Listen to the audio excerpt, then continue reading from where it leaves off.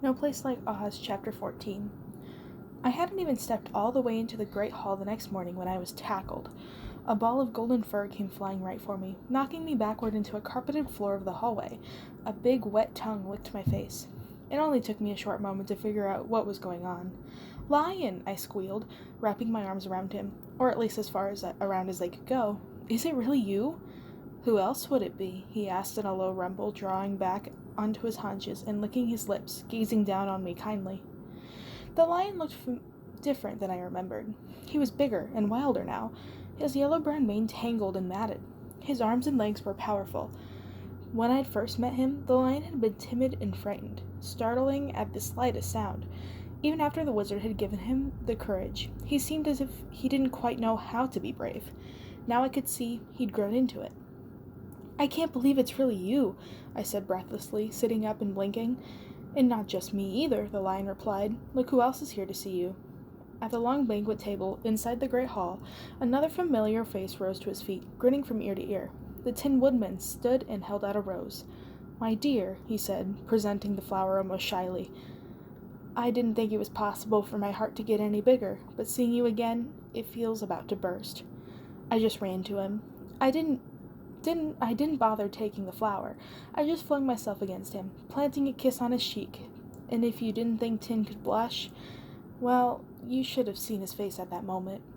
Aunt Em and Uncle Henry were seated at the table, looking on at the scene politely.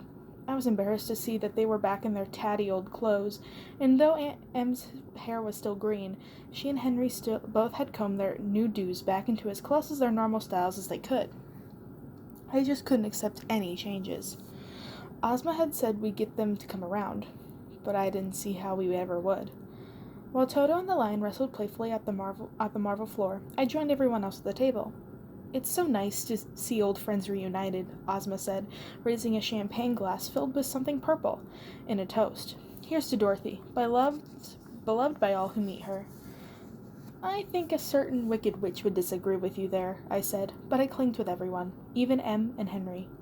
The table was covered in everything you could want for breakfast, and a lot of things I'd never thought to want. There were fantastical fruits that sang witchy, enchanted little songs when you weren't looking at them, and fresh eggs with bright yellow speckles that cooked themselves however you wanted as soon as you cracked them onto your plate. There were oddly shaped pastries and a rainbow of juices in little crystal pitchers. Some of the food seemed a little bit of a nuisance, really, like the sticky buns that wouldn't let go of the plate, and the flapjacks that flipped out of your way when you tried to make one. But it was definitely the most exciting breakfast I'd been in all my life. I helped myself to a little bit of everything, chattering in excitement as I heaped food onto my plate. "You have to tell me everything," I said. "Everything that's happened since I'd been gone. The Scarecrow told me a bit, but Lion, have you really been living up in the mountains with all the beasts and— Oh!" I let out a scream as a piece of toast that I had just dropped into my plate burst into flames. Everyone laughed, even Aunt Em and Uncle Henry. "Same thing happened to me," Henry said as the flame grew. "I venture to say my scream was even higher pitched than yours. Just wait."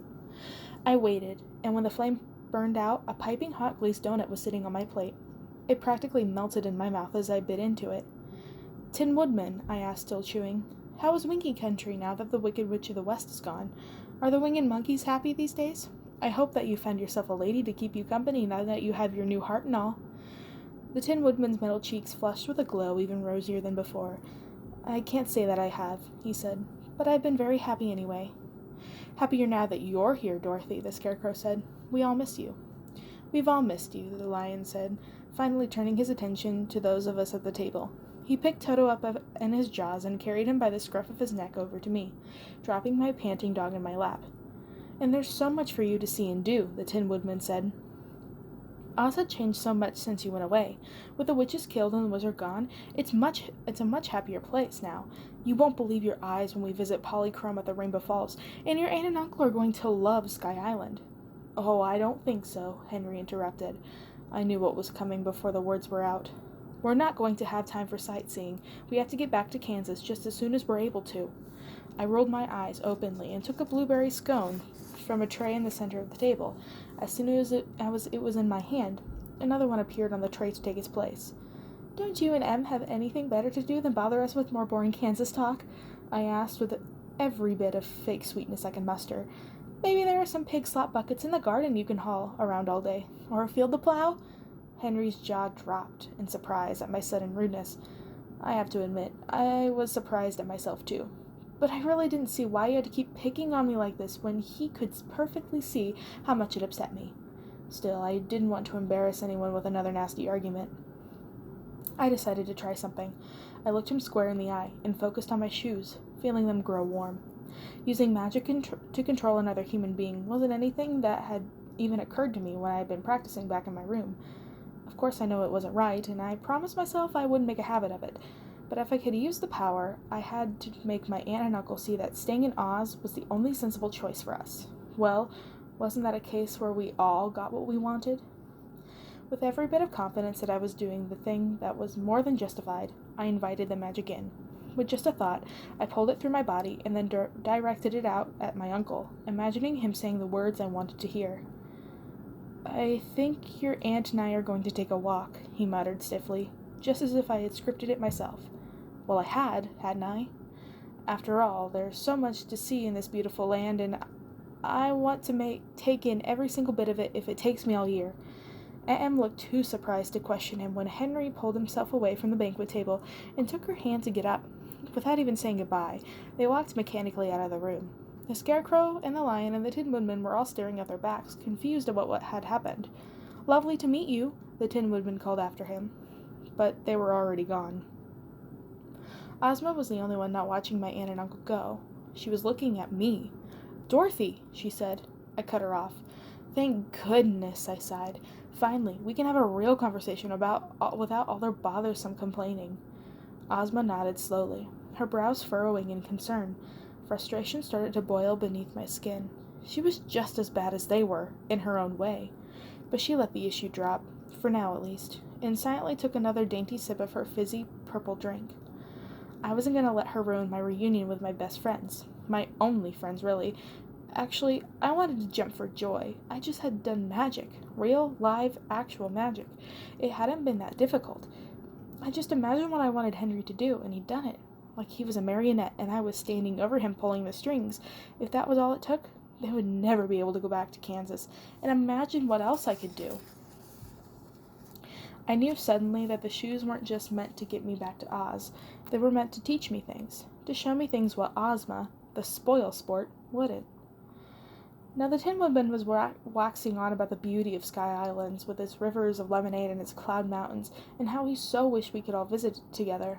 The Scarecrow was listening closely, interrupting from time to time with a detail the Tin Woodman had forgotten, and the Lion roamed around the room relentlessly, with Toto following him after like a puppy, actually. Through it all, Ozma was cheerful and bright-eyed, happy to be part of the conversation, but every now and then she'd glance over at me searchingly, like she was looking for something. I kept wishing that she would just leave. I had to talk to my friends, alone. The Scarecrow knew it too. He kept suggesting things to her like, "Oh, it's getting late. Isn't it time for you to go find Jillia and discuss the schedule for the day?" But Ozma didn't take the bait. I wondered if she was just having a good time, or if there was something more to it. If maybe she didn't trust us to be alone together. It was risky to try using magic on her. Doing a little spell on my uncle was bound to be different from doing it on a fairy who already knew a thing or two about spells herself. Then again, my shoes were powerful. When she'd given me my makeover yesterday, her own magic hadn't been able to touch them. If they were powerful, it meant that I was powerful too. Maybe even more powerful than she was. So I gave it a spin. I changed her mind. This time I tried to be more precise about what I was doing so she wouldn't be able to detect it and fight back. I envisioned the magic as a tendril of ruby-red smoke, and as thin, as delicate as the smoke rings that Henry sometimes blew to make me laugh when he was smoking his pipe. I pulled it up from my shoes and sent it drifting invisibly across the table to burrow itself into Ozma's ear. A distant, distracted look made its way across her face.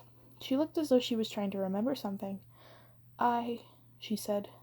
"Go," I commanded silently.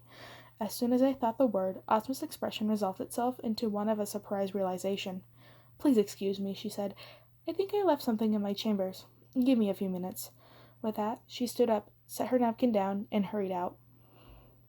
He didn't say anything, but I was pretty sure I saw the Scarecrow smirk approvingly in my direction. It wasn't right, I do realize that, People aren't marionettes to be pulled on this way and that without their say-so and matter. On the other hand, just because wasn't right didn't mean it wasn't fun. As soon as Her Royal Highness was out of earshot, he turned to me. "Did you learn anything?" he asked. "Do you know where Glinda is?" Everyone looked at me eagerly. Apparently the Scarecrow had filled them in on all of our suspicions. Our suspicions now. "We've been waiting to hear," the Lion rumbled. "We've all had our doubts about the princess from the very get-go. The way she just marched in here and acted like she owned the place, as if the Scarecrow here hadn't been ruling perfectly well in her absence." The Tin Woodman set his fork down. "And where did she come from? How do we know that she's the real princess? Just 'cause she said so? She'll offer up no explanation for where she's been? I'm the governor of Winkie Country, and the gentlest soul in all the land. You would think she would feel that she owed at least me an explanation. With my heart, I would be sure to understand." I leaned in and whispered. "I'm almost certain the princess is keeping something from me," I confessed. "I don't know what it is, but—" "Oh dear," the Tin Woodman said, a grave expression on his face. "My brains almost never fail me," the Scarecrow said, "and I truly think Ozma has something to do with Glinda's disappearance. She's never shown more than the most curiously concern for the sorceress's whereabouts. Dorothy, you're back here for a reason. You have to find our friend. But keep your wits about you. Ozma may seem sweet, but everything I know tells me she's dangerous." "I have to agree," the Tin Woodman said. "I can feel it in the bottom of my heart." The Lion just growled softly.